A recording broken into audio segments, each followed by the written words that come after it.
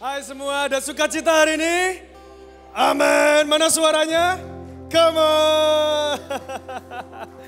Perkenalkan nama saya Fas, selaku host Anda untuk ibadah hari ini. Saya ingin menyambut Bapak Ibu sekalian yang hadir secara online, halo. Dan Anda juga yang hadir secara onsite ya. Terutama bagi Anda yang pertama kali hadir, jangan buru-buru meninggalkan tempat ini. Seusai ibadah nanti mampir ke Connect Team kami di lantai 1. Di mana itu di dekatnya pintu masuk ya. Kami rindu untuk berkenalan supaya kami dapat melayani Anda dengan lebih baik. Pengumuman pertama adalah persembahan di tempat ini Bapak Ibu sekalian dilakukan secara virtual. Anda dapat melakukan secara online transfer ataupun melalui QR Code yang tersedia.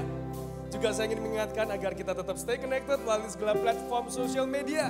Dari IFGF Surabaya, dari YouTube ataupun Instagram. Dan juga untuk for those of you who needs translation in English or Mandarin, please do not hesitate to contact our usher team. We would love to assist you ya. And also berikutnya adalah good news Bapak Ibu sekalian buat Anda para calon orang tua. Kami FGF Surabaya membuka kelas Parenting 101 yang akan diadakan pada tanggal 12 dan 19 Agustus. Make sure Anda daftar ya. Di sana kami akan mengajarkan bagaimana cara makin popok buat anak-anak, calon baby Anda, dan berbagai hal yang lain. Make sure Anda daftar melalui aplikasi AFGF Surabaya. 2 pengumuman tambahan lagi teman-teman, hari ini good news. Are you excited for the good news teman-teman? Ya, yang pertama buat Anda yang punya anak-anak yang masih kecil, playhouse atau playground dari kita di lantai 1 sudah kembali dibuka. Dan yang kedua teman-teman sekalian, jam yang sama saat ini adalah hari pertama dari ibadah youth dilakukan di Eco Hall. Come on. Tuhan kita begitu baik ya teman-teman sekalian. Itu aja pengumuman kita pada hari ini. Sebelum kita membacakan ayat deklarasi juga teman-teman, bulan ini kita akan memulai series yang baru yaitu Free From Chain. Make sure Anda jangan kelewatan 1 minggu pun ya selama bulan ini. Dan minggu pertama kita dilayani oleh hamba Tuhan yang luar biasa. Let's give a warm welcome untuk Pak Joni Herjawan dan Ibu Gracia. Come on, let's show some love church. Come on. Oke, kita akan deklarasikan ayat. Hari ini terambil dari Yohanes 8 ayat 36. Saya akan bacakan terlebih dahulu ya. Yohanes 8 ayat 36. Jadi, apabila anak itu memerdekakan kamu, kamu pun benar-benar merdeka. Are you grateful church? Mari kita berdiri. Kita baca dalam hitungan ketiga ya. Yohanes 8 ayat 36. 1, 2, 3. Yohanes 8 ayat 36. Jadi apabila anak itu memerdekakan kamu, maka kamu pun benar-benar merdeka. Kasih sorak-sorai buat Tuhan kita. Tuhan Yesus terima kasih. Terima kasih untuk kebaikan-Mu, Engkau baik Tuhan. Sepanjang 7-8 bulan ini Tuhan dalam 2023. Bahkan sebelumnya Tuhan Engkau begitu setia. Kebaikan-Mu, perkenanan-Mu Tuhan begitu luar biasa dalam kehidupan kami Tuhan. Terima kasih Tuhan, sekali lagi terima kasih. Tuhan kami ingin mendedikasikan ibadah hari ini Tuhan. Kami ingin memuji Engkau. Kami ingin menyembah-Mu Tuhan. Kami percaya Tuhan as we focus on you Tuhan. Engkau akan mencurahkan Tuhan damai sejahtera-Mu, sukacita-Mu, dan pengharapan yang baru. Berdoa Tuhan untuk setiap anak-anak-Mu mungkin yang berbeban berat, masih clueless, down Tuhan, gak ngerti masa depan seperti apa, besok seperti apa, masalah begitu banyak, sakit, penyakit, rumah tangga Tuhan. Kami mau menyerahkan Tuhan di bawah kaki-Mu Tuhan. Kami hanya mau fokus kepadamu Tuhan. Kami ingin encounter you. Roh Kudus, kami percaya Engkau ada di sini. Lawatlah setiap anak-anak-Mu tanpa satupun yang terlewat Tuhan. Terima kasih Tuhan. Kami dedikasikan ibadah hari ini hanya di dalam nama Tuhan Yesus Kristus.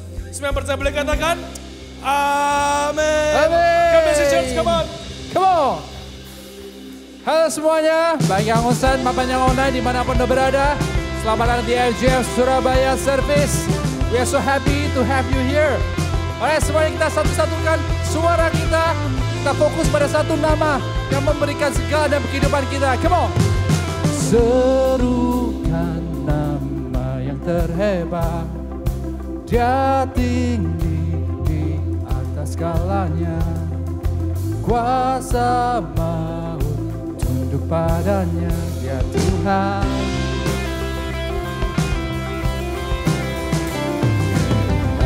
Haleluya. Dia besar di dalam hidupku.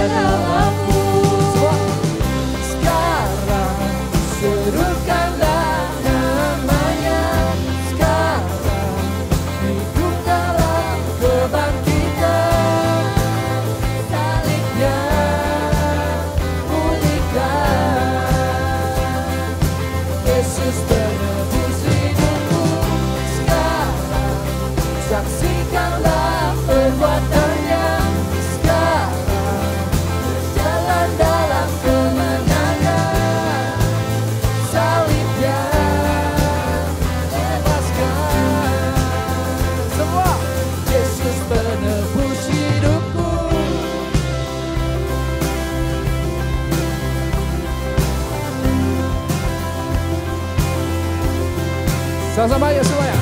Serukan nama yang terhebat, yang tinggi di atas segalanya. Kuasa maut tunduk padanya, ya Tuhan.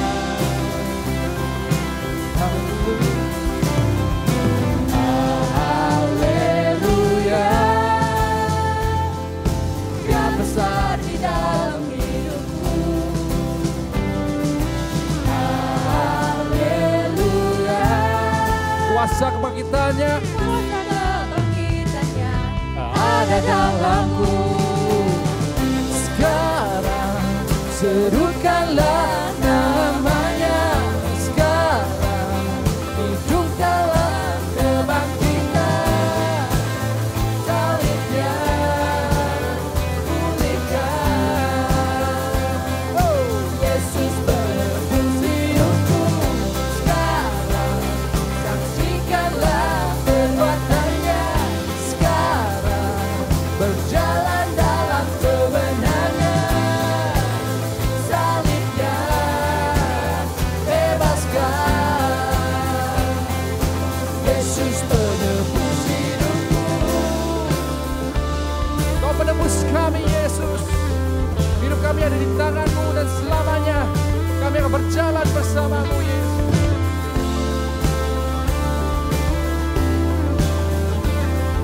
Sama-sama kita katakan Dia penebus kita. Oh. Penebusku, pembebasku, Juru Selamat, Yesus Tuhan.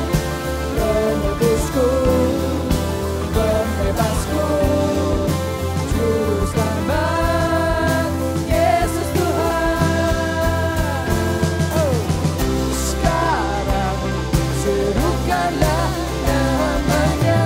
Sekarang hidup dalam kebangkitan. Salibnya pulihkan. Yesus penebus hidupku. Sekarang saksikanlah perbuatannya. Sekarang berjalan dalam kebenaran.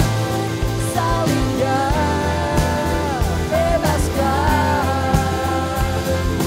Yesus penebus hidupku.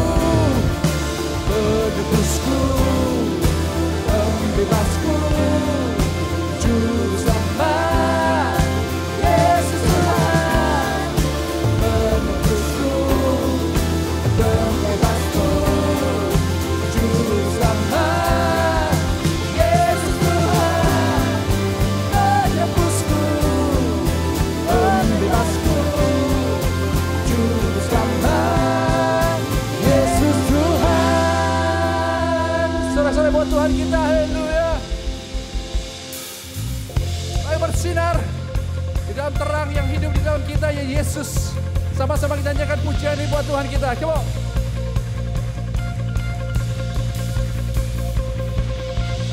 Sebab Tuhan telah berfirman, dari gelap terbit terang yang bersinar.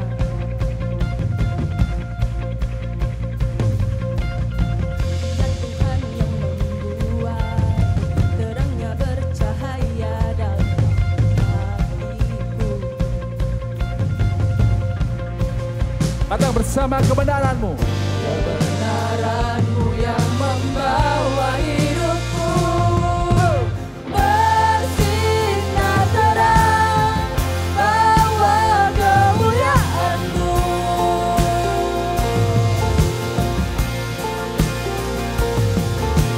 Serukan hebat, ajaib penguatan-Mu.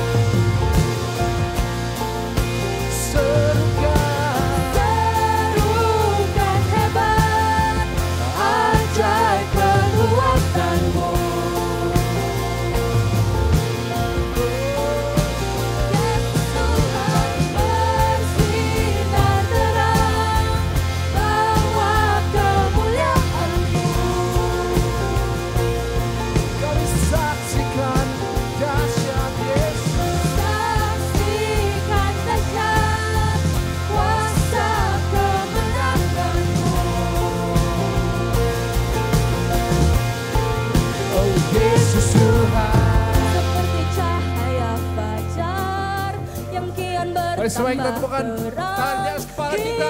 Biar ada penghargaan apa yang Tuhan lakukan dalam kehidupan kita. Thank you Jesus. Semakin kuat dan tegar, berbuat dan terus tegar hidupku dalam-Mu. Semakin kuat dan tegar, berbuat dan terus tegar hidupku dalam-Mu. Semakin kuat dan tegar, berbuat dan terus tegar hidupku dalam-Mu. Bersinar terang, bawa kemuliaan-Mu.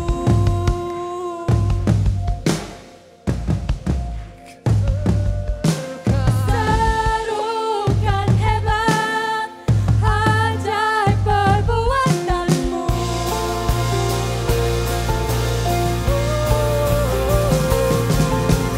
Bersinar terang, bawa kemuliaan-Mu.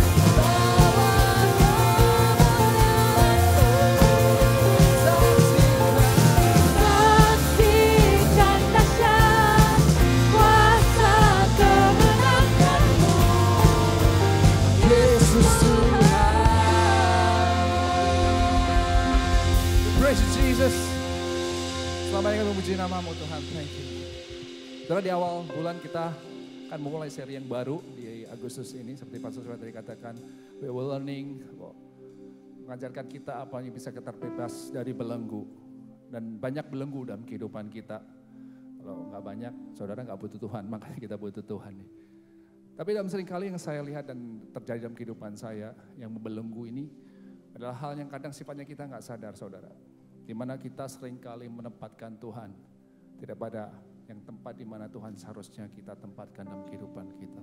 Kita lupa bahwa Dia itu adalah pencipta segala sesuatunya dalam kehidupan yang ada di dunia ini. Galaksi ini ciptaannya Tuhan.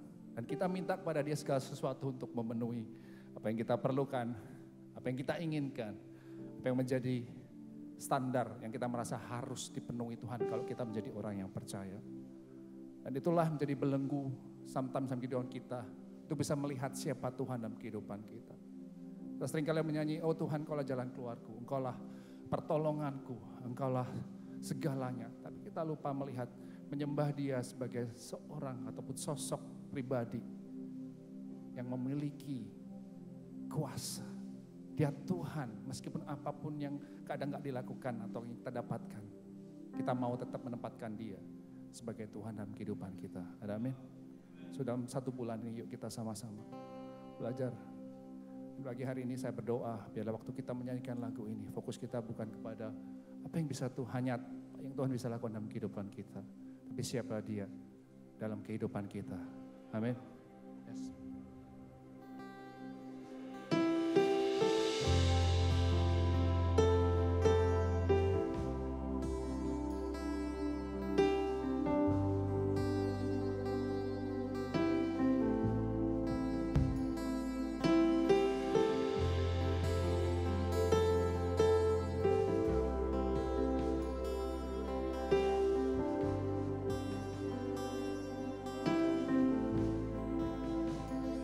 You are here, moving in our midst. I worship You, I worship You. You are here, working in this place. I worship You, I worship You. You are here, moving in our midst. I worship You for who You are. I worship You. You are here, working in this place. I worship You. I worship You. Everybody, You are. Waymaker, miracle worker, promise keeper, light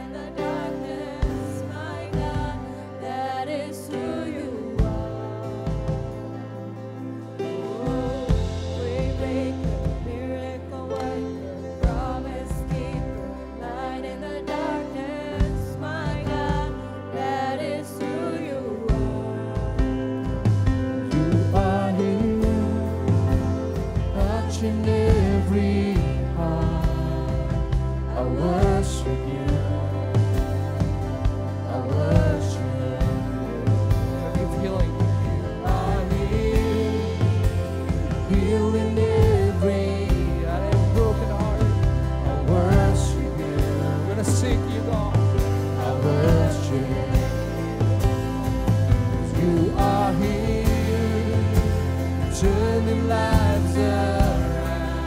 Turn life. I worship you. Oh, I worship you. You are here, mending every heart. I worship you.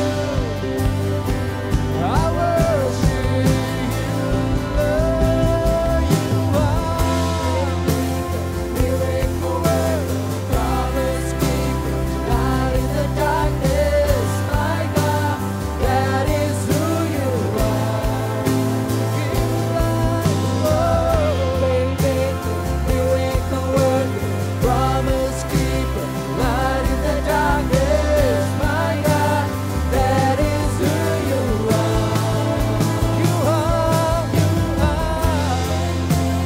miracle worker, promise keeper, light in the darkness. My God, that is who you are.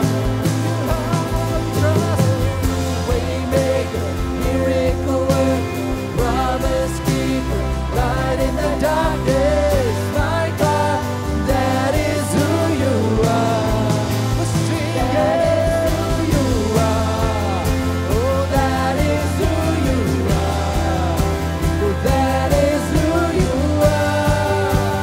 That is who you are. Is who you are. Oh, that is who you are. Oh, that is who you are. That is who you are. Oh,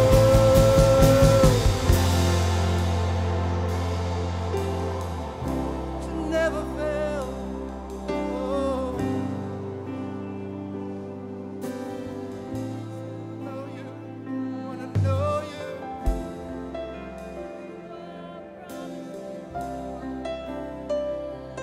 Wanna trust you, God, even when we don't see it. Even when I see it, you're working. Even when I don't feel it, you're working. You never stop. You never stop working. You never stop, you never stop working. Even when I don't see it, you're working. Even when I don't feel it, you're working. You never stop, you never stop working. You never stop, you never stop working. Even when I don't feel it, you're working. Even when I don't feel it, you're working. You never stop. You never stop working. You never stop. You never stop working. Even when I don't see it, you're working. Even when I don't feel it, you're working. You never stop. You never stop working. You never stop. You never stop. You are waymaker, miracle worker, promise keeper, light in the darkness. My God, oh, that is who you are. We declare you are waymaker, miracle worker, promise keeper, light in the darkness. My God, that is who you are. In every situation, that is who you are. Oh, trust in who you are. Trust in you. That is who you are. Just who you are. Just who you are. Just who you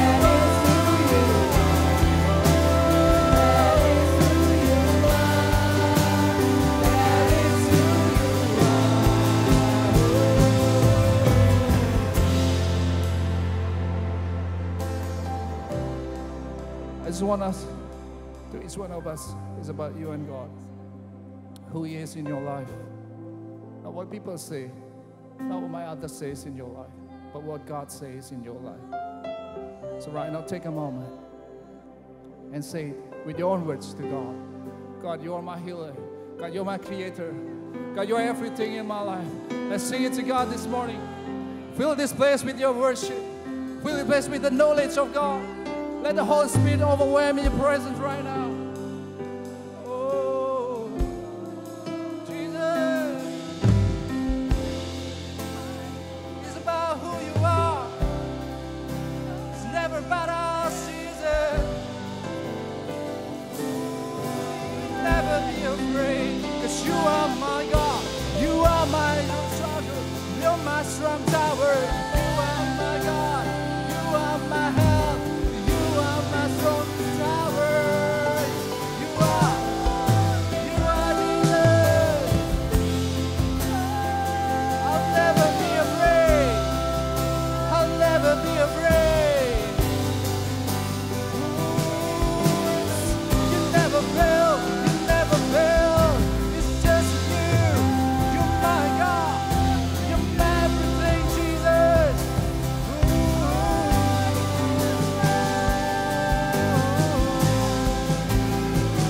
Whom shall I fear? Whom shall I fear? All my strength is to Jesus. All my strength is in you. Whom shall I fear? Whom shall I fear? All my hope is in you, God. All my hope is in you, Jesus. Whom shall I fear? Whom shall I fear? All my hope is in you, Lord. All my hope is in you. Even when I don't see it, you're working. Even when I don't feel it, you're working. You never stop. You never stop working. You never stop. You never stop working. Even when I don't see it, you're working. Even when I don't feel it, you're working. You never stop. You never stop working. You never stop. You never stop working. Even when I can see it, you're working. Even when I can feel it, you're working. You never stop. You never stop working. You never stop. You never stop working. Even when I don't see it, you're working. Even when I don't feel it, you're working. You never stop. You never stop working. You never stop. You never stop working. Even when I don't see it, you're working. Even when I don't feel it, you're working. You never stop. You never stop working. You never stop. You never stop working. Waymaker, miracle worker, promise keeper, light in the darkness. My God, that is who you are. I sing it. Waymaker, miracle worker, promise keeper, light in the darkness. My God, that is who you are. That is who you are. That is who you are. Oh, that is who you are. That is who you are. Oh, that is who you are. Oh, that is who you are. That is who you are. That is who you are. Oh. Terima kasih Tuhan atas kebebasan yang Kau berikan dalam kehidupan kami. Untuk kami bisa datang dan mengenal Engkau sebagai Tuhan. Yang personal dalam kehidupan kami Tuhan. Kami bisa duduk diam dan bersekutu denganmu. Itu adalah karena anugerah-Mu dalam kehidupan kami Tuhan. Sebagai hari ini Tuhan kami persembahkan hidup kami. Akal pikiran kami Tuhan untuk mengenal Engkau Tuhan. Sebagai satu-satunya dalam kehidupan kami. The only truth in our life Jesus. Dan biarlah berkat-Mu, kasih setia-Mu, damai sejahtera-Mu melingkupi kami semua Tuhan. Thank you Jesus, kami siap menerima berkat-Mu Tuhan hari ini. Yang terbaik, yang tidak akan diambil oleh siapapun. Yaitu bersekutu dengan Engkau dan mendengarkan apa yang dari Engkau sendiri Tuhan Yesus. Thank you Jesus. Semua yang siap menerima dan percaya berkat yang akan diberikan Tuhan katakan amin. Silakan duduk Bapak Ibu Saudara. Ada teman-teman dari FGF Surabaya yang ke Kalimantan Barat melakukan mission trip pada tanggal 16 sampai 30 Juli barusan. Dan salah satu dari teman kita namanya Ayu akan sharing perjalanannya, kita akan diberkati dengan luar biasa. Silakan.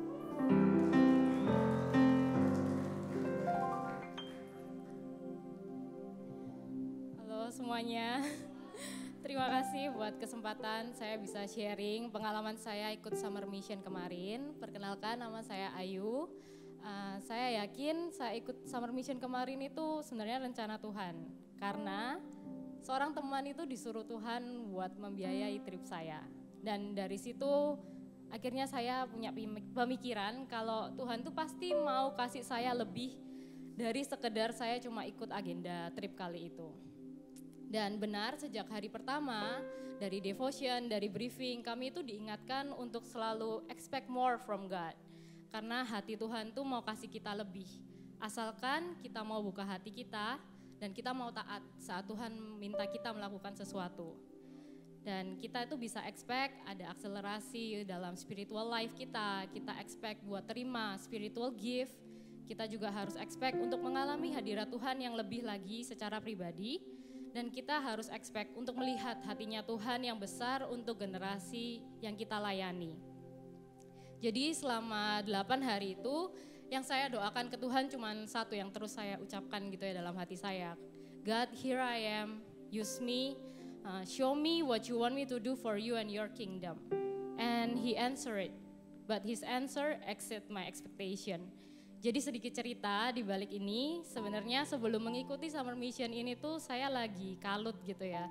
Lagi cari option lain tentang arah hidup saya. Jadi makin galau.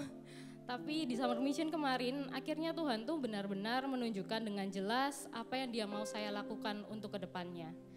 Suatu kejadian yang membuat saya akhirnya mengerti dan merasakan seberapa besar hati Tuhan untuk generasi mendatang.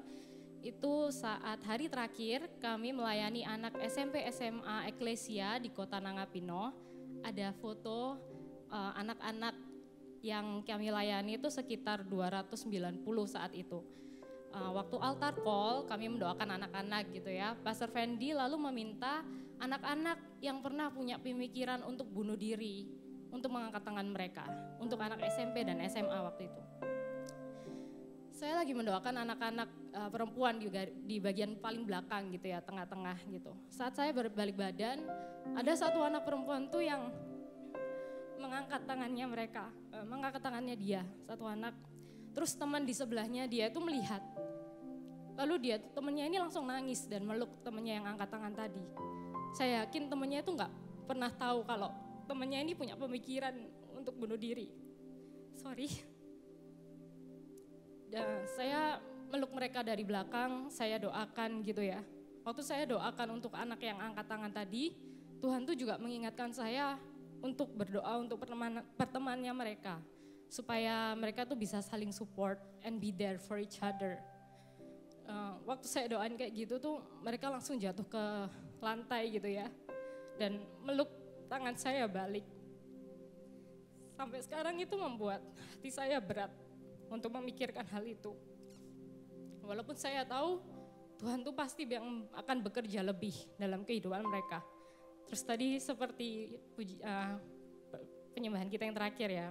Even when I don't see it, you still working. Dan itu kayak mengingatkan saya gitu loh. He will work in those children life. Dan sejak saat itu saya tahu gitu loh, benar-benar menyadari seberapa beratnya medan peperangan untuk memenangkan hati anak-anak tersebut. Dan Tuhan juga akhirnya memberi saya kerinduan yang baru untuk bisa melayani generasi-generasi mendatang di tempat-tempat lain.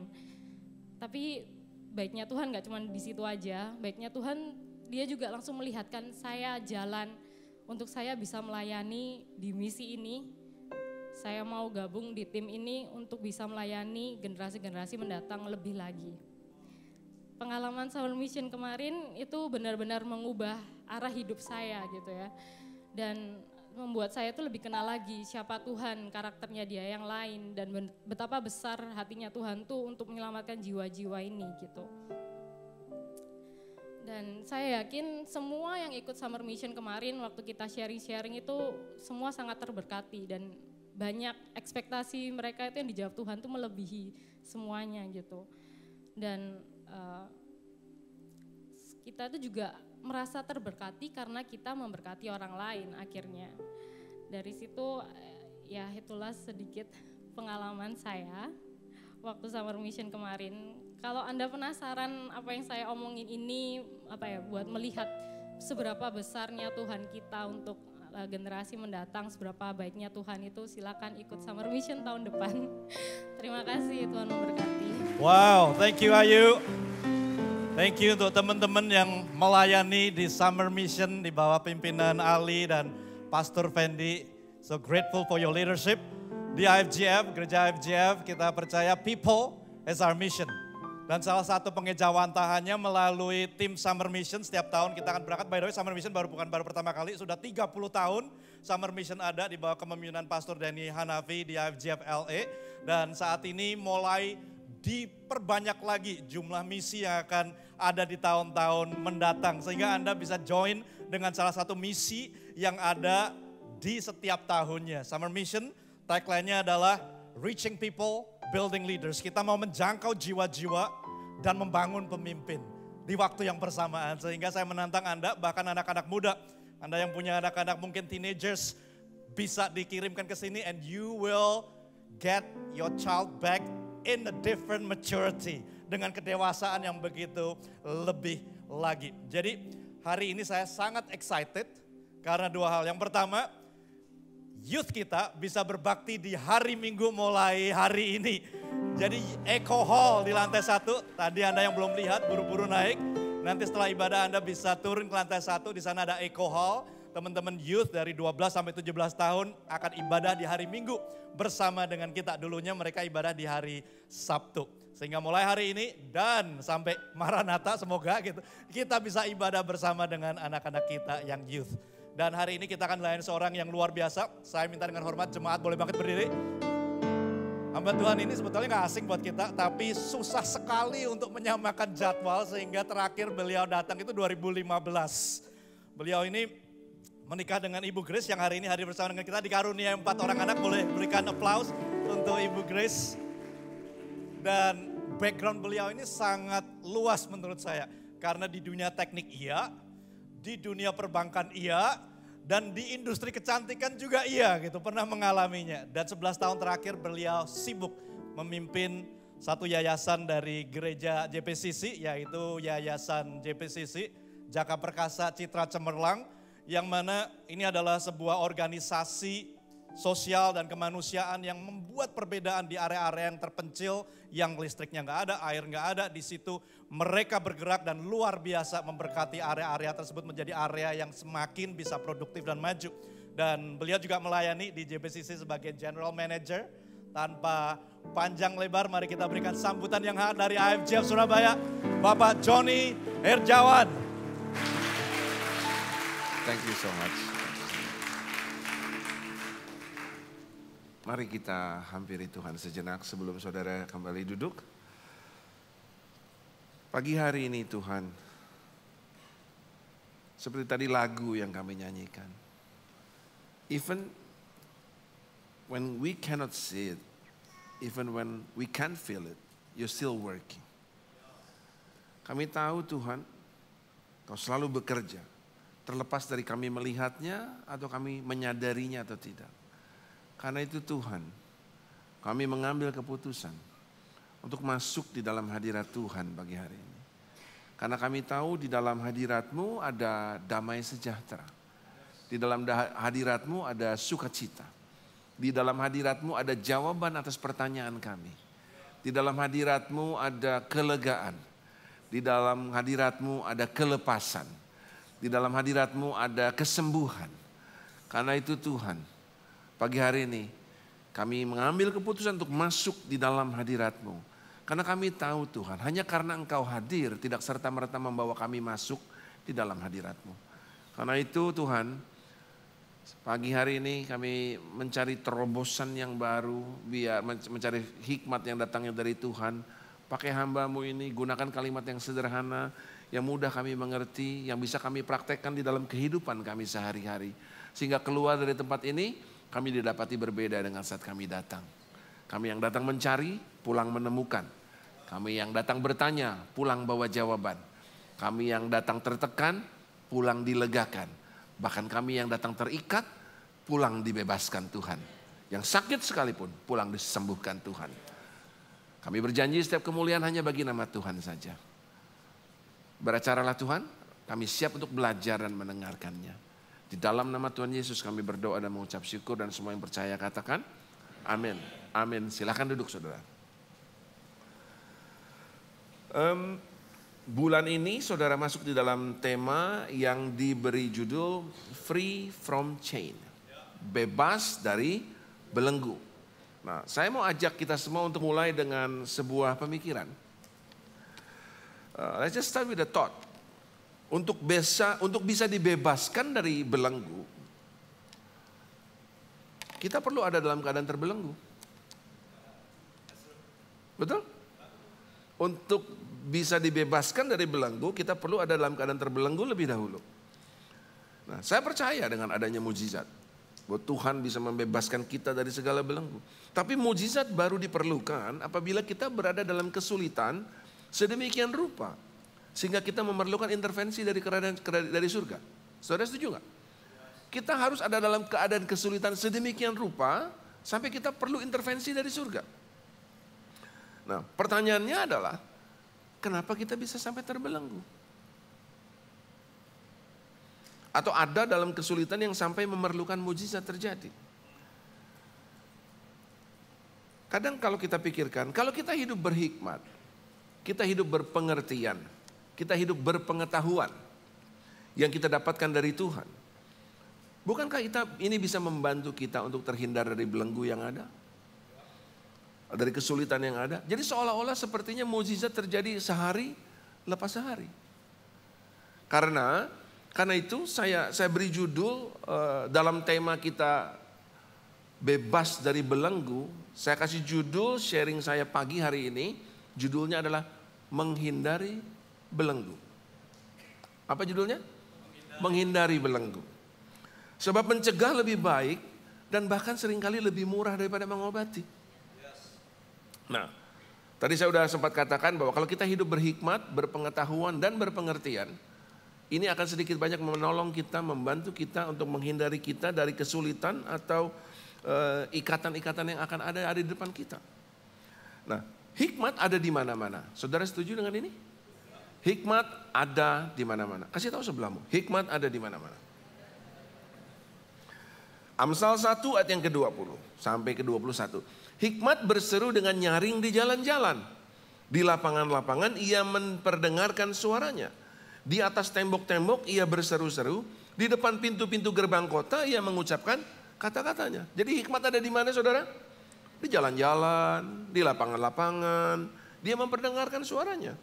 Di atas tembok-tembok ia berseru. Di depan pintu gerbang kota ia mengucapkan kata-katanya. Even when we don't see it. Even when we don't feel like we are seeing it. It is there. Bahkan waktu kita pikir kita nggak lihat. Hikmat ada di mana-mana. Kitab Amsal penuh berisi dengan hikmat, bukan? Gunakan sabuk keselamatan. Itu juga hikmat. Pakai helm kalau naik motor. Itu juga hikmat. Hanya karena kita percaya perlindungan Tuhan, bukan berarti terus kita nggak pakai sabuk pengaman atau nggak pakai helm, bukan? Itu juga hikmat. Jalur kanan hanya untuk mendahului. Itu juga hikmat.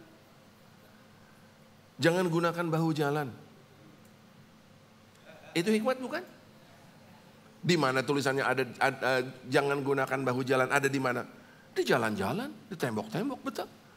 Di gerbang-gerbang mau masuk kota. Saudara lihat itu di jalan tol di mana-mana, bukan? Bahkan di kotak rokok. Coba yang bawa kotak rokok, cek kotak rokoknya. Ada hikmat. Merokok berbahaya bagi kesehatan. Menyebabkan kanker paru-paru dan merusak janin. Itu juga hikmat saudara. Dibungkusnya vape. Ada hikmat. Cairan ini mengandung nikotin yang highly addictive dikatakan. Yang membuat ketagihan. Itu juga hikmat saudara. Nah, kalau hikmat ada di mana-mana. Kalau hikmat ada di mana-mana. Saudara pergi ke bank. Hitunglah uang sebelum meninggalkan kasir. Itu juga hikmat. Matikan mesin waktu mengisi bensin. Itu juga hikmat. Kalau hikmat ada di mana-mana. bagaimana mungkin ada orang kekurangan hikmat? Yang kemudian membawa kita masuk di dalam berbagai kesulitan ataupun ikatan. Hingga Paulus perlu menuliskannya di dalam surat kepada Yakobus. Yakobus 1 ayat ke-5. Tetapi apabila di antara kamu ada yang kekurangan hikmat, hendaklah ia memintakannya kepada Allah yang memberikan kepada semua orang dengan murah hati. Dan dengan tidak membangkit-bangkit, maka hal itu akan diberikan kepadanya. Jadi sampai Paulus perlu bilang, kalau ada yang kekurangan hikmat, minta sama Tuhan. Dia tuh kasih di mana-mana. Dengan murah hati diberikannya. Dan dia tidak membangkit-bangkit. Dulu saya kasih kamu gak mau, jadi hari ini saya gak kasih lagi. Tuhan gak pernah seperti itu. Dia selalu memberikan kepada kita hikmat yang ada di mana-mana. Nah kalau hikmat ada di mana-mana, kenapa bisa ada orang kekurangan hikmat? Itu kan pertanyaannya, betul saudara? Nah, karena bukan hanya hikmat yang berseru dengan nyaring. Amsal 9 ayat 1 sampai ke 5. Hikmat telah mendirikan rumahnya, menegakkan ketujuh tiangnya, memotong ternak sembelihannya, mencampur anggurnya dan menyediakan hidangannya. Jadi orang Manado bilang hikmat mau pesta. Hikmat lagi mempersiapkan hidangannya. Pelayan-pelayan perempuan telah disuruhnya berseru-seru di atas tempat yang tinggi di kota.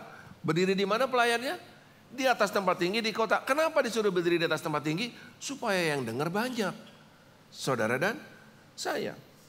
Apa undangannya?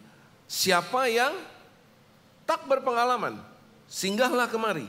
Dan kepada yang tidak berakal budi katanya, marilah makan rotiku, minumlah anggur yang telah ku campur. Siapa yang tidak berpengalaman, singgahlah kemari. Siapa yang tidak berpengalaman itu? Saudara dan saya. Ada di antara kita yang punya pengalaman akan apa yang akan terjadi 5 menit dari sekarang? Nada? Berarti untuk apa yang akan terjadi di depan kita, kita semua adalah orang yang tidak berpengalaman. Saudara setuju dengan ini? Nah, siapa yang tidak berpengalaman kata hikmat? Datanglah kemari. Jadi pertama, hikmat manggil. Siapa yang tidak berpengalaman, datanglah kemari, kata hikmat. Nah, masalahnya bukan cuma hikmat yang manggil, saudara. Kebodohan juga manggil. Amsal 9 ayat 13. Perempuan bebal cerewet sangat tidak berpengalaman ia dan tidak tahu malu. Ia duduk di depan pintu rumahnya, di atas kursi, di tempat-tempat yang tinggi di kota. Di mana saudara? Di tempat yang tinggi di kota. Kenapa di tempat yang tinggi? Supaya yang dengar juga banyak. Dan orang-orang yang berlalu di jalan, yang lurus jalannya, diundangnya dengan kata-kata. Apa undangannya? Siapa yang tidak berpengalaman. Sama gak undangannya? Sama. Saudara dan saya. Siapa yang tidak berpengalaman, singgahlah kemari. Dan kepada orang yang tidak berakal budi katanya, air curian manis. Dan roti yang dimakan dengan sembunyi-sembunyi, lezat rasanya. Jadi hikmat memanggil di tempat yang tinggi, kebodohan juga. Berdiri di tempat yang tinggi dan dia berseru-seru. Siapa yang tidak berpengalaman, singgahlah kemari. Hikmat memanggil, kebodohan pun memanggil. Jadi hikmat merupakan sebuah pilihan. Untuk orang yang tidak berpengalaman, mau undangan siapa yang kita dengar. Hikmat merupakan sebuah pilihan. Saya tulis dulu di sini. Pilihan, mau pilih yang itu atau pilih yang ini. Hikmat merupakan sebuah pilihan. Kita sendiri harus memilih siapa dan apa yang kita dengar. Kita harus memilih siapa dan apa yang akan kita dengar. Amsal 2 ayat yang ke-6. Karena Tuhanlah yang memberikan hikmat. Dari mulutnya lah datang pengetahuan dan kepandaian. Siapa yang memberikan hikmat? Tuhan. Dari mulutnya lah datang pengetahuan dan kepandaian. Berarti kalau ini saya reverse semuanya. Siapa yang memberikan kebodohan? Dari mulutnya lah datang semua kebodohan itu. Nah kita mesti pilih siapa yang kita dengar dan apa yang kita dengar. Amsal 9 ayat yang ke-6. Buanglah kebodohan, maka kamu akan hidup. Dan ikutilah jalan pengertian. Jadi kebodohan harus di apa saudara? Dibuang. Kebodohan harus diajar atau harus dibuang? Harus dibuang. Jadi berhentilah punya stigma, paradigma yang bilang, saya ini bodoh soalnya tidak ada yang ngajar Pak. Bodoh bukan harus diajar. Bodoh harus dibuang. Jadi hikmat harus dipilih, kebodohan jangan dipilih atau harus dibuang. Harus dibuang. Ayo tangannya gini semua. Kebodohan harus dibuang. Jangan buang ke sebelah. Buang ke bawah. Buang ke bawah. Nah, kebodohan harus dibuang. Karena jadi benar yang suka dikatakan sama anak-anak muda itu. Bego kok dipelihara sih. Itu alkitabiah saudara. Jadi bodoh yang dipelihara itu alkitabiah. Sebab bodoh bisa dipelihara. Bodoh harus dibuang. Anjing, kucing, burung, pelihara itu. Jangan bodoh dipelihara. Bodoh dibuang. Nah, hikmat memerlukan kerendahan hati untuk mau diajar, ditegur, dan dididik. Jadi berikutnya adalah kita perlu kerendahan hati. Selain kita mesti pilih hikmat dan buang kebodohan, kita harus memiliki kerendahan hati. Supaya kita mau diajar, ditegur, dan dididik. Kenapa? Karena dikatakan Amsal 1 ayat ke-7. Saya lagi, ini semua bukan hasil pemikiran saya. Ini adalah firman Tuhan yang dituliskan di dalam kitab Amsal yang dituliskan oleh Salomo. Takut akan Tuhan adalah permulaan pengetahuan. Tetapi orang bodoh menghina hikmat dan didikan. Jadi orang bodoh kalau dia bilang saya ini nggak ada yang ngajar, hikmat sama didikan dia hina. Jadi kebodohan harus dibuang. Kalau kita nggak buang kebodohan, kita akan menghina hikmat dan didikan. Kita maju lebih lanjut. Amsal 9 ayat 7 sampai 9. Kita akan melihat di sini dengan jelas bahwa kebodohan benar-benar harus dibuang, bukan diajar. Amsal 9 ayat ke-7 sampai ke-9. Siapa mendidik seorang pencemooh mendatangkan cemooh kepada dirinya sendiri. Jadi orang bodoh itu kalau dididik mencemooh. Kamu tak kasih tahu ya, tak ajarin. Alah, umurmu piro sih? Kamu baru lahir, aku baca Alkitab udah bolak-balik 3 kali. Kamu tahu apa? Kamu kerjaan cuman kayak gini doang kan? Saya ini bos loh. Saudara mengerti apa yang saya maksud? Pencemooh itu jangan dididik, mendatangkan cemooh. Dan siapa mengecam orang fasik mendapat cela. Kecam itu tegur. Kalau ditegur, ngapain? Mencela. Alah. Sounds familiar? Di ruangan ini dan di dalam online ini tidak ada saudara. Di luar sana, yang offline itu banyak. Jangan mengecam seorang pencemooh supaya engkau jangan dibencinya. Ditegur, benci. Bahasanya orang Surabaya, membencek no ini orang. Tegur. Saudara mulai lihat? Orang bodoh dididik mencemooh, ditegur mencela, ditegur membenci. Adakah harapan buat seorang bodoh? Tidak ada. Sampai dia buang kebodohannya. Nah, waktu dia buang kebodohannya, dia namanya jadi orang bijak. Kecamlah orang bijak. Tegurlah orang bijak, maka engkau akan dikasihinya. Orang bijak kalau ditegur, mengasihi orang yang menegurnya.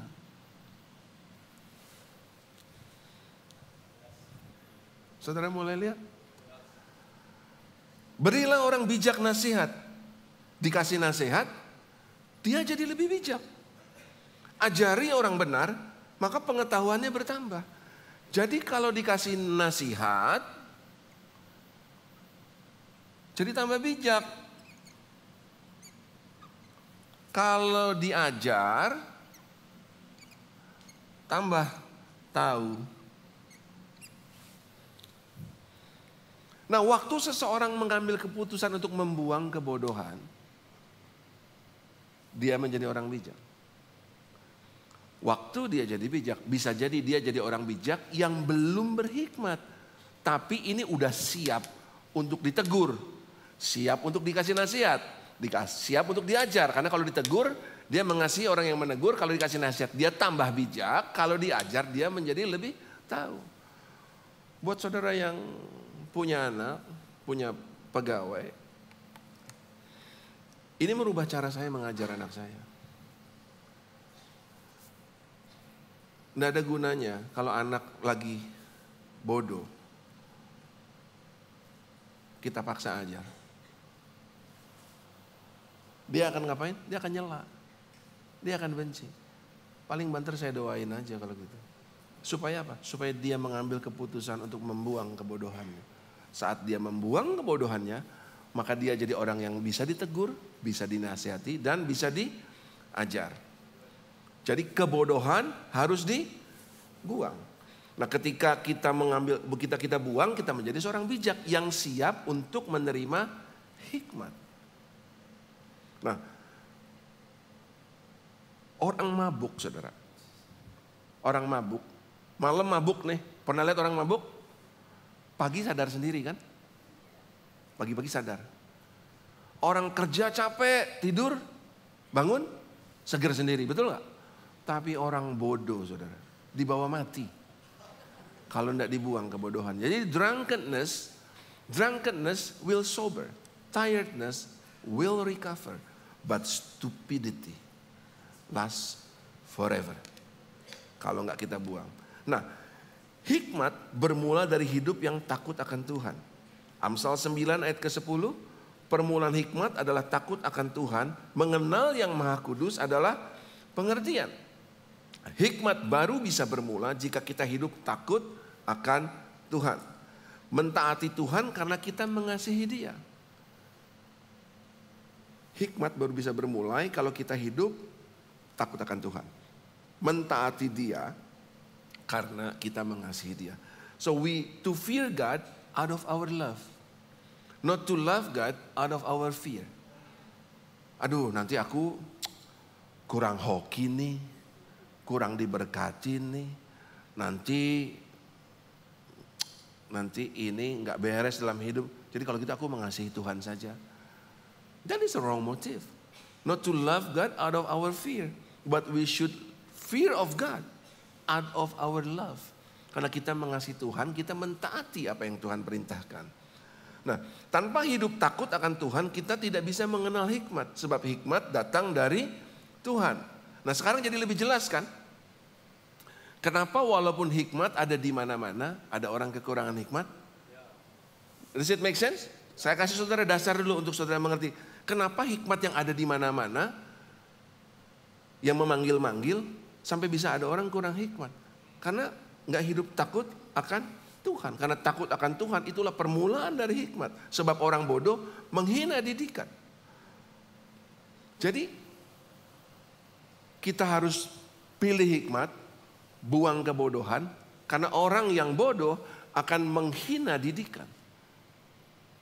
Tetapi kalau kita menjadi orang bijak, kita menjadi orang yang siap untuk menikmati semua. Tiba-tiba yang suara yang manggil-manggil itu mulai kelihatan dan mulai kedengaran. Karena kita yang mengambil keputusan untuk jadi orang yang bisa menerima hikmat.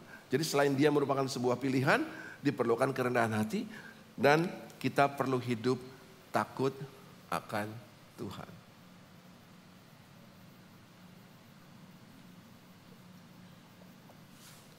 Sampai sini saudara belajar sesuatu? Oke. Amsal 24 ayat ke-3 sampai ke-4. Saya akan bacakan dari terjemahan Modern Bible bahasa Indonesia. Karena terjemahan baru menerjemahkannya beda sendiri. dari terjemahan-terjemahan lain dalam bahasa Inggris maupun dalam terjemahan-terjemahan lain. Nah, dalam bahasa Indonesia terjemahan Modern Bible lebih senada menerjemahkannya, yaitu sebuah rumah didirikan melalui hikmat dan ditegakkan oleh pengertian. Ruang-ruangnya akan diisi dengan pengetahuan, juga kekayaan yang berharga dan menyenangkan. Dalam terjemahan Modern King James Version dikatakan through wisdom a house is built. And by understanding it is established.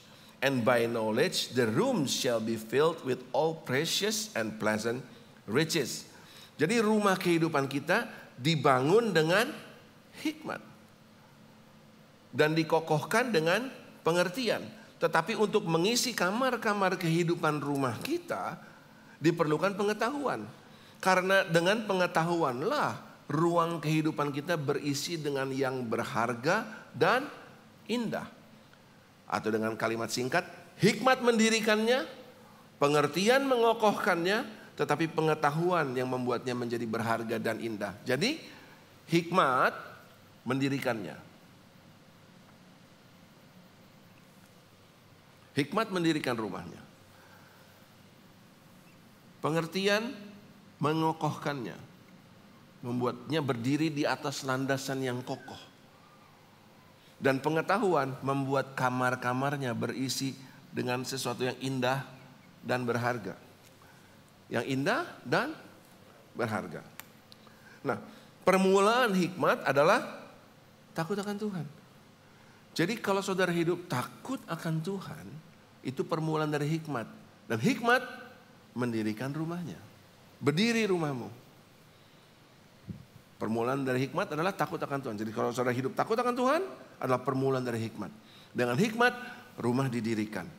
Tetapi pengetahuan dan mengenal yang Maha Kudus adalah pengertian. Permulaan hikmat adalah takut akan Tuhan dan mengenal yang Maha Kudus adalah pengertian. Dikatakan tadi dengan pengertian dia berdiri di atas landasan yang kokoh. Jadi mengenal yang Maha Kudus, kalau saudara mengenal yang Maha Kudus,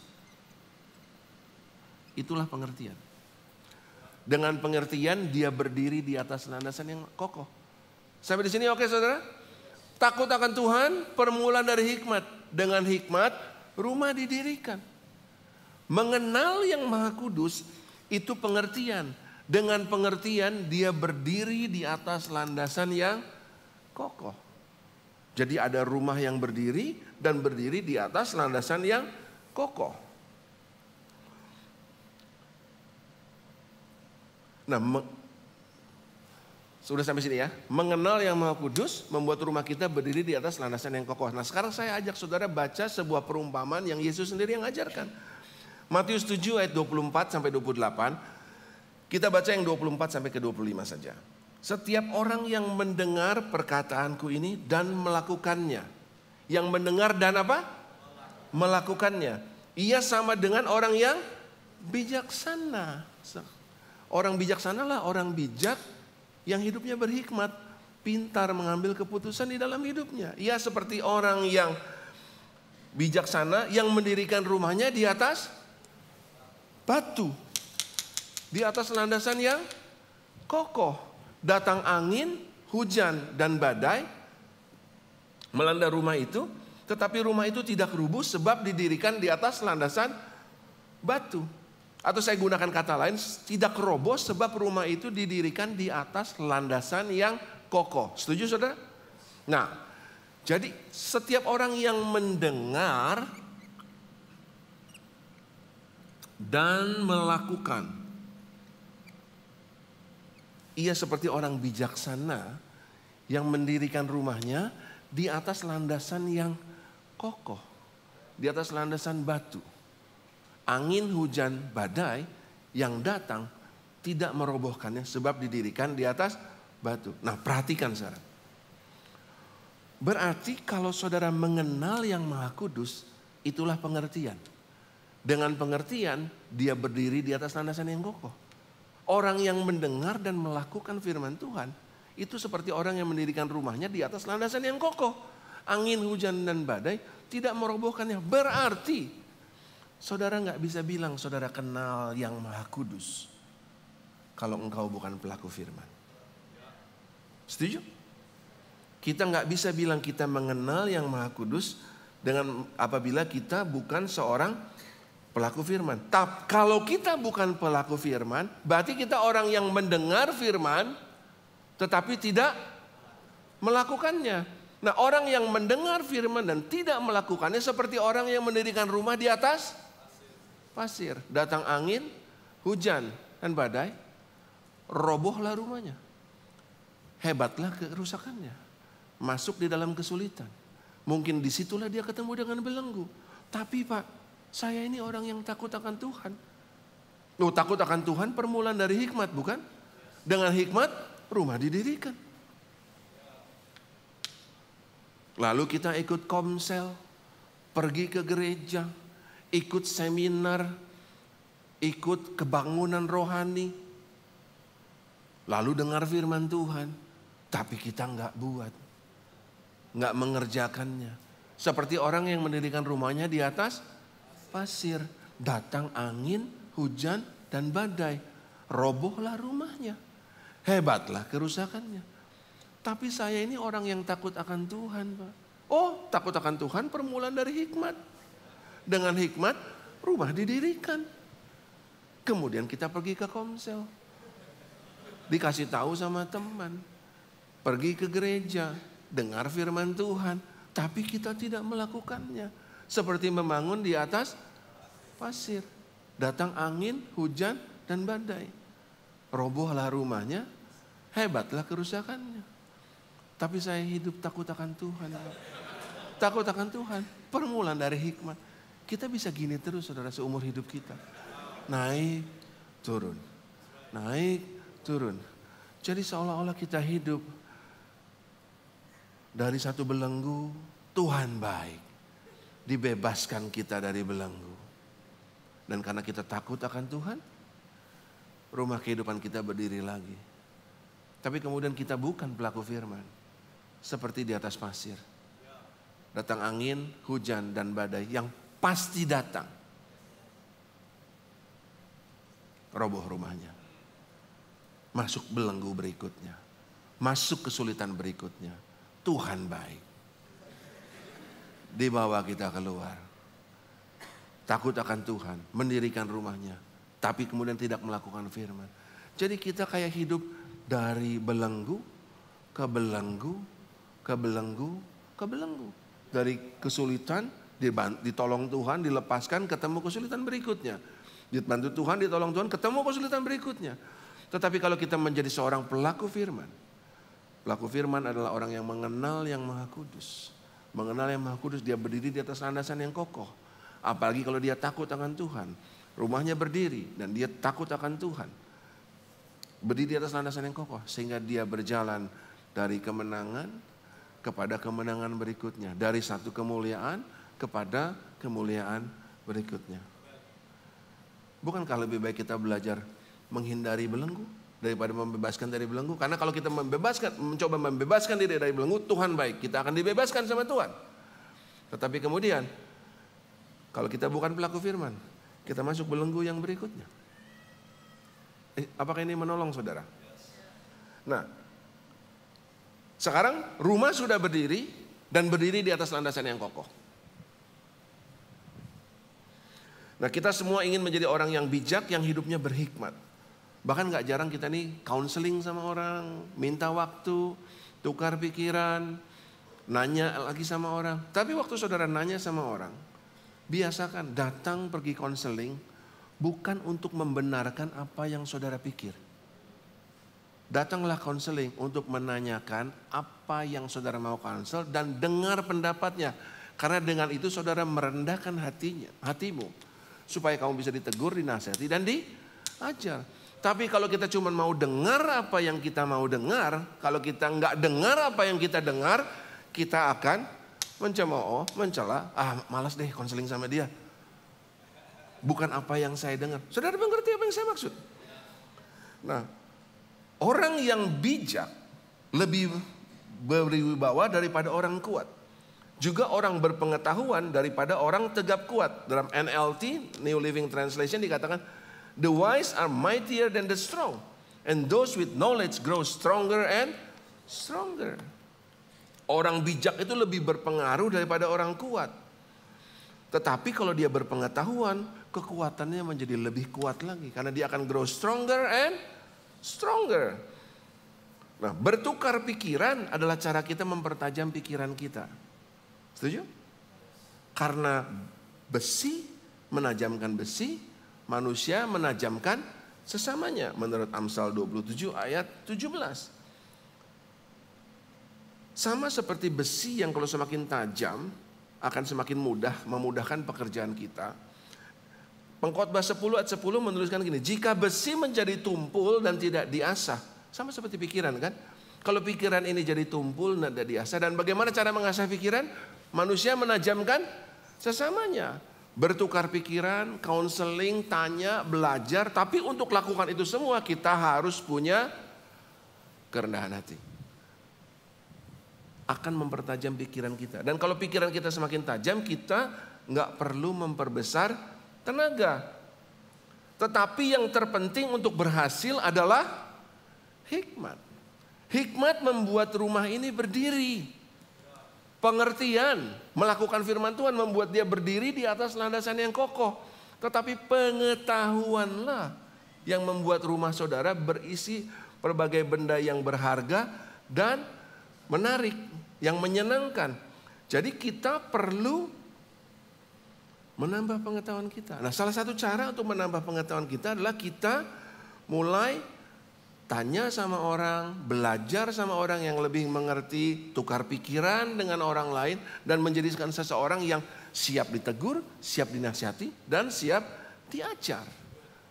Sehingga disebut bahwa kita harus rendah hati. Bukankah ada firman Tuhan yang bilang bahwa tinggi hati mendahului kehancuran?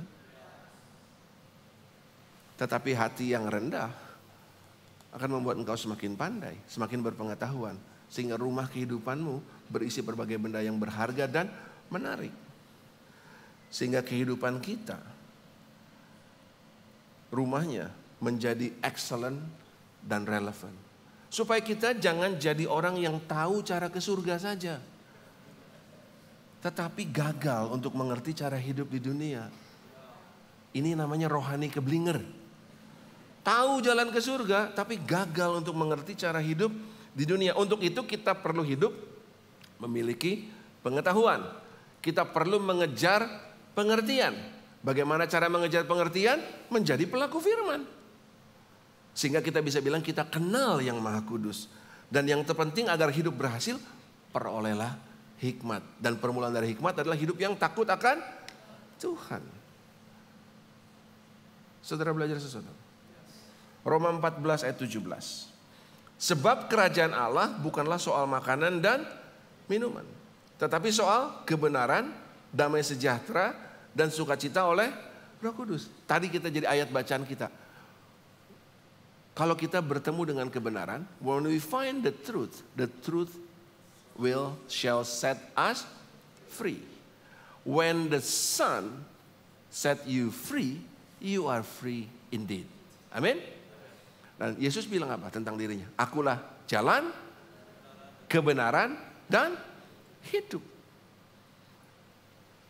Nah, kalau saudara mengenal kebenaran ini sendiri, kalau saudara memulai kebenaran, kerajaan Allah bukan soal makan dan minum, tapi soal kebenaran, damai sejahtera, dan sukacita oleh Roh Kudus. Kalau kita beroleh ini, ayat 18, karena barang siapa yang melayani Kristus dengan cara ini, barang siapa bekerja dengan cara ini, barang siapa berbisnis dengan cara ini, barang siapa jadi dosen dengan cara ini, barang siapa jadi mahasiswa dengan cara seperti ini, barang siapa mengembalakan dengan cara seperti ini, barang siapa memimpin perusahaannya dengan cara seperti ini, ia berkenan kepada Allah dan dihormati manusia.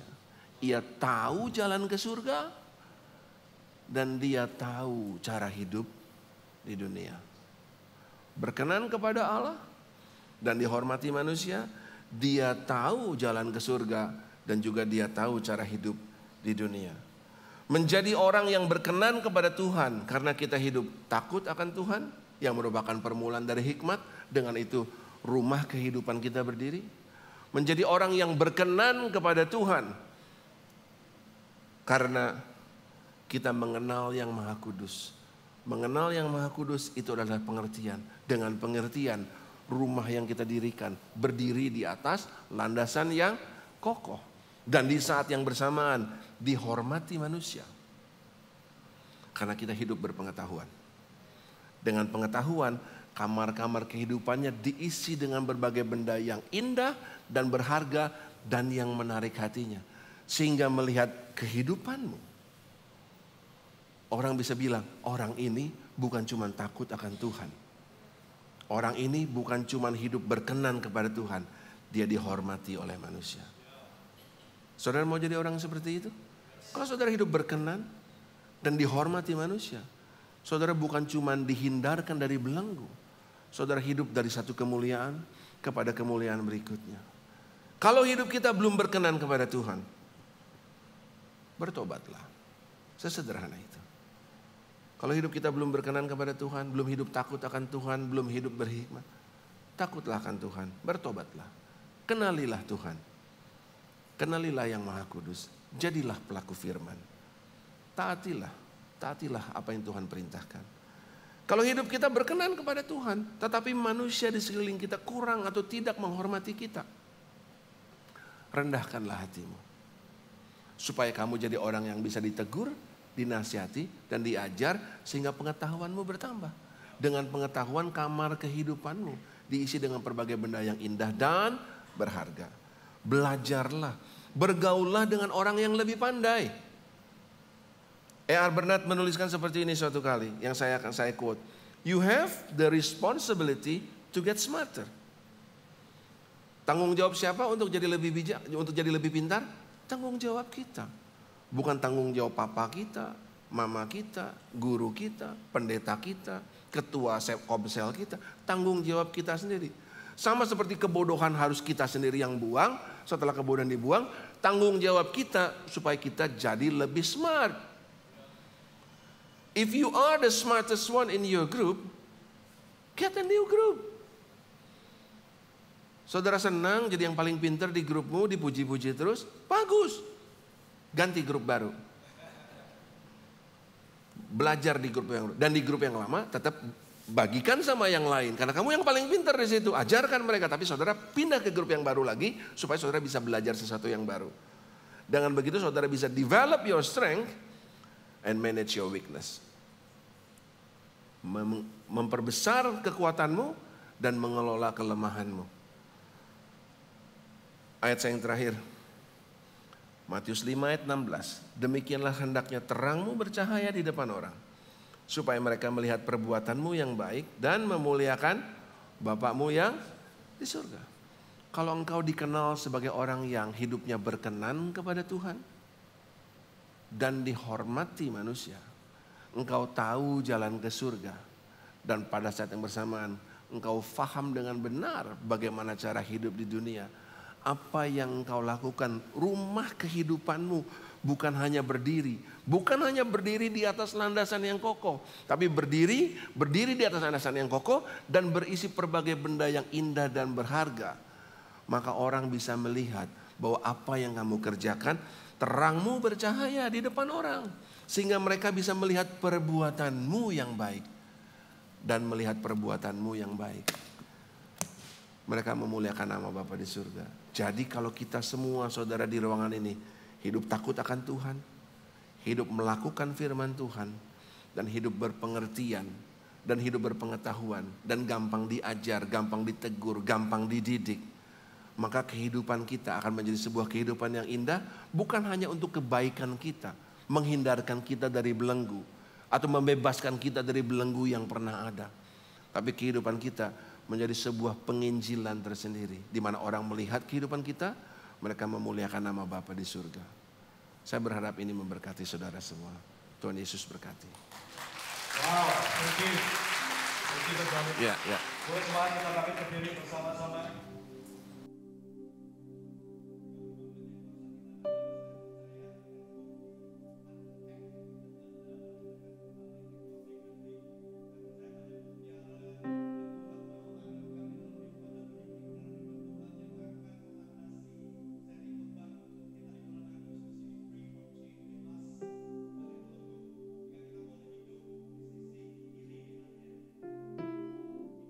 bijak, yang berhikmat, bukan di dalam kebodohan. Sebelum kita masuk ke dalam perjamuan kudus, saya rindu berdoa untuk setiap kita. Saya percaya setiap kita adalah orang-orang yang gak berpengalaman. Bahkan ada banyak waktu di mana kita mungkin tinggi hati. Saya termasuk salah satu orang yang harus mengakuinya. Dan di situ kita perlu merendahkan diri untuk bisa mendapatkan hikmat daripada Tuhan. Tuhan sudah sediakan jalan keluar seringkali atas belenggu, atas keterikatan dalam hidup kita. Tetapi seringkali kita gak mau diajar karena kita gak rendah hati. Saya rasa kita perlu bertobat bersama-sama. Hikmat tersedia. Tuhan sudah memberikan jalan keluar. Bahkan melalui Yesus Kristus. Jalan keluar terbesar di dalam hidup Anda dan saya, yaitu surga sudah terbuka. Apalagi yang Tuhan gak berikan pada Anda dan saya. Oleh sebab itu mari sama-sama. Kalau itu Anda mendengarkan firman berkata, aku perlu bertobat deh. Aku tinggi hati, aku mungkin gak punya takut akan Tuhan. Aku hidup di dalam siklus yang naik turun. Dari belenggu ke belenggu, dari keterikatan kepada terikatan. And I think I need to say, Lord, I need your help. Ajar aku untuk punya takut akan Kau. Ajar aku untuk merendahkan hatiku. Ajar aku untuk supaya aku beroleh gak hanya pengetahuan tapi juga pengertian dan hikmat. Sehingga rumah yang kita bangun ini gak hanya boleh berdiri, tetapi akan terus berdiri meskipun badai, hujan, banjir datang dalam kehidupan kita. Kalau itu Anda, angkat tangan Anda atau taruh tangan Anda di dada kalau Anda nyaman di sana. Tuhan Kau melihat tangan-tangan terangkat dan mereka yang meresponi firman-Mu. Buat kami Tuhan menjadi pribadi yang rendah hati seperti Yesus. Ajar kami untuk enggak menjadi orang yang sombong, yang pikir kami ngerti semuanya Tuhan, kami bodoh. Tetapi kami mau menanggalkan, membuang kebodohan kami dengan berkata, Engkaulah sumber hikmat dan kami perlu Engkau. Tuhan aku berdoa, di dalam takut akan Kau, ketika kami berbalik dari jalan-jalan kami, Engkau akan berikan kami hikmat. Kami siap untuk diajar, ditegur, sehingga kami beroleh pengertian dan pengetahuan kami boleh bertambah Tuhan. Aku berdoa di dalam nama Tuhan Yesus ini menjadi landasan di mana setiap dari kami dibebaskan dari belenggu-belenggu kehidupan kami. Bahkan berdoa untuk teman-teman yang saat ini belum mengenal Engkau. Belenggu iblis yang terbesar mulai Engkau lepaskan Tuhan. Sehingga di dalam bulan ini Tuhan, setiap dari kami boleh mengenal secara pribadi terhadap Sang Juru Selamat yang memberikan kehidupan kekal di dalam hidup kami. Kami terima kebaikan Tuhan. Kami terima anugerah yang Tuhan berikan di dalam hidup kami. Mari kita meteraikan firman Tuhan ini dengan mengambil perjamuan secara bersama-sama. Perjamuan diambil oleh mereka yang sudah mengenal Tuhan, menerima Tuhan sebagai Tuhan dan Juru Selamat. Kalau Anda belum, dengan rendah hati saya minta Anda tidak mengambil perjamuan kali ini. Saya percaya ada kuasa di dalam kita mengambil perjamuan kudus, roti dan anggur yang hanya biasa. Tapi di situ kita dibebaskan, gak hanya dari dosa, tapi juga dari belenggu-belenggu yang ada di dalam hidup kita. Pada malam waktu ia diserahkan, ia mengambil roti dan sudah ia mengucap syukur atasnya. Ia memecah-mecahkannya dan berkata, inilah tubuhku yang diserahkan bagi kamu. Perbuatlah ini menjadi peringatan akan aku. Tuhan, kami bersyukur kalau kami mengingat pengorbanan-Mu di atas kayu salib. Engkau Tuhan yang rela hadir di dunia sebagai manusia. Dengan misi hanya satu, yaitu menjadi penebus ganti dosa kami. Sehingga ketika Engkau di atas kayu salib, tubuh-Mu gak seperti tubuh seorang manusia. Tetapi seperti daging yang begitu penuh dengan luka. Karena Engkau menanggung dosa-dosa kami. Dan ketika kami mengingat akan itu, kami bersyukur. Dan berkata, Tuhan, apa yang kami bisa balas pengorbanan-Mu selain hidup kami berikan kepadamu. Sehingga sekali lagi kami menyatakan, mendeklarasikan bahwa kami ada di sini, salib di depan kami dan dunia di belakang kami Tuhan. Kami mau hidup untuk Engkau. Apa yang kami lakukan sesuai dengan apa yang Kristus ajarkan. selama di muka bumi ini. Bahkan melalui rasul-rasulnya di dalam firman Tuhan yang sudah diberikan. Kami terima di dalam nama Tuhan Yesus, mari kita makan bersama-sama.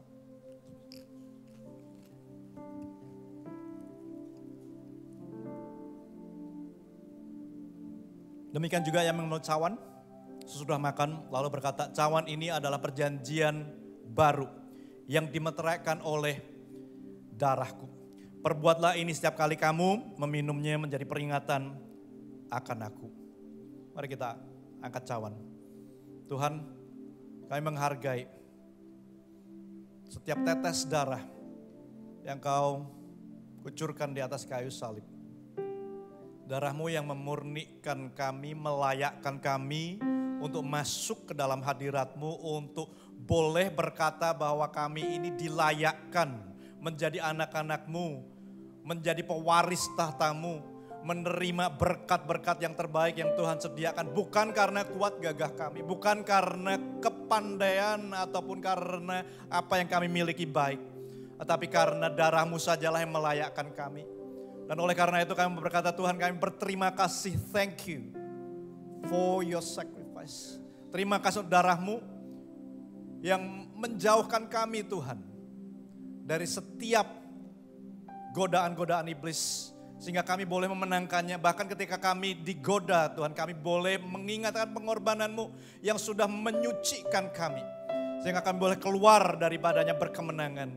Aku berdoa untuk setiap roh yang menekan, Tuhan, setiap roh yang berdusta dalam hidup anak-anak-Mu yang mengatakan kami gak layak, boleh dipatahkan di dalam nama Tuhan. Kami dilayakkan oleh pengorbanan-Mu di atas kayu salib. Setiap roh penuduhan kami patahkan di dalam nama Tuhan Yesus. Aku percaya, Tuhan, bahwa setiap anak-anak-Mu yang mengenal Engkau di sini gak akan hanya hidup mereka terlepas dari belenggu, tapi hidup dari kemuliaan kepada kemuliaan, dari kemenangan kepada kemenangan untuk kebesaran nama-Mu, Tuhan. Berdoa, Tuhan, kami ambil cawan ini, mengucap syukur atas pengorbanan-Mu di atas kayu salib. Di dalam nama Tuhan Yesus, mari kita minum bersama-sama. Mari kita angkat pujian sebelum kita akhiri ibadah kita. Angkat tanganmu kalau engkau bersyukur atas pengorbanan Kristus di atas kayu salib. Terlalu dalam untuk dimengerti, sungguh besar. Katakan sama-sama. Sungguh indah yang kau pikirkan tentangku, tak terselami bagiku. Sungguh indah, sungguh besar.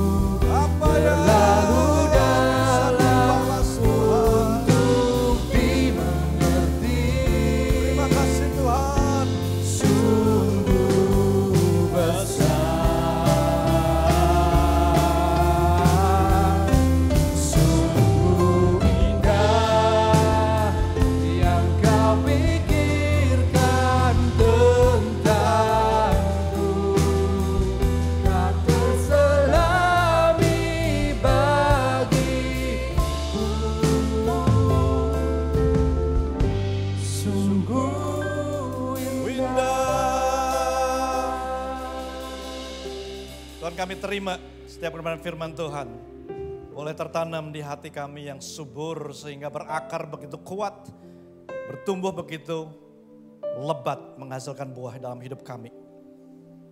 Ajar kami menjadi pelaku firman-Mu, Tuhan. Gak hanya pendengar, tapi kami boleh melakukan setiap firman yang Tuhan berikan di dalam hidup kami. Jemaat Tuhan, angkat tanganmu, terima berkat daripada Tuhan. Kiranya damai sejahtera dari Allah Bapa, kasih Yesus Kristus, persekutuan dengan Roh Kudus yang manis, memampukan setiap dari kita hidup terlepas dari belenggu, terlepas dari ikatan, dalam kemenangan, dari kemuliaan kepada kemuliaan. Di dalam setiap apa yang Anda lakukan, Orang banyak melihat, memuliakan Bapa di surga. Dari sekarang sampai selama-lamanya. Umat Tuhan yang percaya, berkata sama-sama, amin, amin, dan amin. Tuhan Yesus memberkati. Have a great Sunday.